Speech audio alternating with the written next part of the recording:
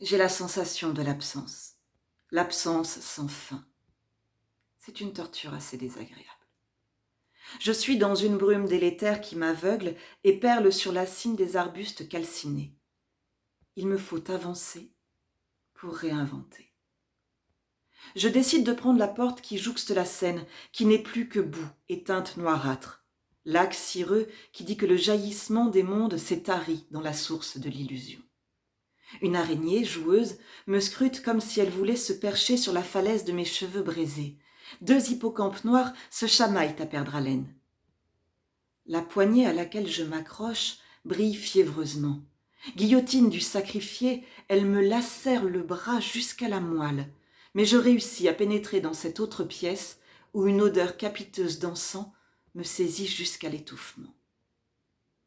Une poussière argentée m'enivre la rétine. Tout n'est que trouble et torture.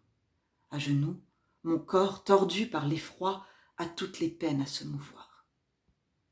Soudain, un morceau de chair frôle ma jambe rougeoyante et un hurlement de hyène furieuse retentit dans la nuit éclatante de beauté. Au même moment, la lune gibbeuse fait un clin d'œil clownesque à la grande ours. Une silhouette gigantesque se rapproche et son cri ravage l'espace atrophié. Un visage se dessine à mes yeux, empli de larmes carmin. Une béance noire balafre ce visage morbide mais déchirant. Ses yeux écarlates de beauté jettent leurs rayons de tragédie sur ce monde avarié. Ce clair obscur pathétique et désolé grimace de douleur et de poésie. Des larves dégoulinantes de prétention se noient dans l'âcre flaque qui se déverse de ce fantôme attristé. Il jette une œillade implorante au sol sur sa droite, et les feuilles, comme émerveillées par cette supplique désireuse et naïve, s'écartent humblement pour faire apparaître une nymphe, une muse, une héroïne, amoureuse mais amère, qui se relève avec la grâce et la légèreté d'une biche et regarde le supplicié. Elle, quel mot me direz-vous? Lui.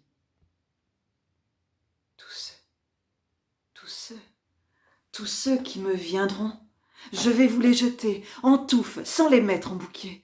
Je vous aime, j'étouffe, je t'aime, je suis fou, je n'en peux plus. C'est trop. Ton nom est dans mon cœur comme dans un grelot, et comme tout le temps, Roxane, je frissonne, tout le temps le grelot s'agite et le nom sonne. De toi, je me souviens de tout. J'ai tout aimé. Je sais que l'an dernier, un jour, le 12 mai, pour sortir le matin, tu changeas de coiffure. J'ai tellement pris pour clarté ta chevelure que comme lorsqu'on a trop fixé le soleil, on voit sur toute chose ensuite un rond vermeil, surtout quand j'ai quitté les feux dont tu m'inondes, mon regard ébloui pose des taches blondes. Roxane, d'une voix troublée. Oui, c'est bien de l'amour. Et la bien-aimée s'évanouit dans la poussière de cette glèbe incomplète et mortuaire, lueur désolée et dessalée de l'amour impossible. La silhouette monumentale, pluie de pleurs sur son visage ravagé, se penche alors vers moi et me délivre les mots de la désillusion. Évanouissement de l'espoir, ce doux refuge où la différence serait célébrée. Arborescence fanée d'une existence abîmée par le sarcasme de la foule haineuse. Atrophie qui paralyse le chemin des possibles joyeux. Cette ombre n'est plus que la part cabossée de la poésie, et pourtant, elle est la poésie. Elle brûle de grandeur notre soif de couturer le monde de grâce, de penser les plaies du bouc émissaire, victime épleurée et fière de la vindicte unanime.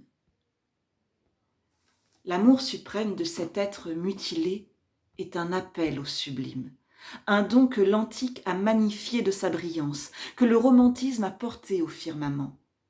C'est une lueur ravissante qui s'immisce dans les striures veinées de mon cœur. Je suis subjuguée par ce secret qui dit la langueur céleste.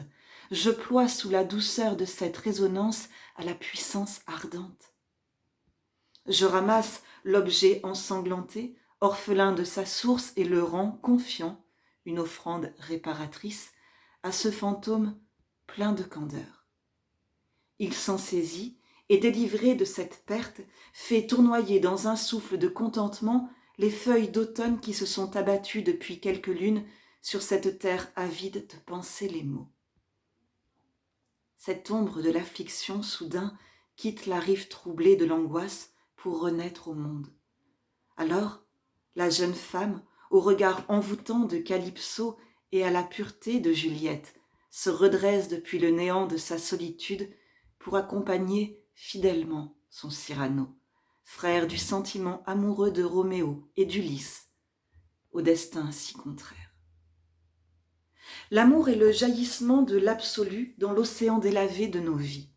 Il est un radeau qui enlace nos corps meurtris par la brisure, un souffle frêle qui réchauffe le cœur noirci par les épreuves.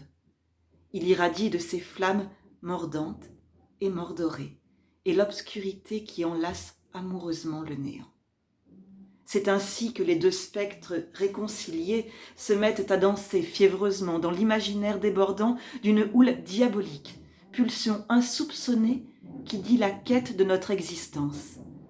Et ils disparaissent malicieusement dans le lointain du crépuscule embaumé.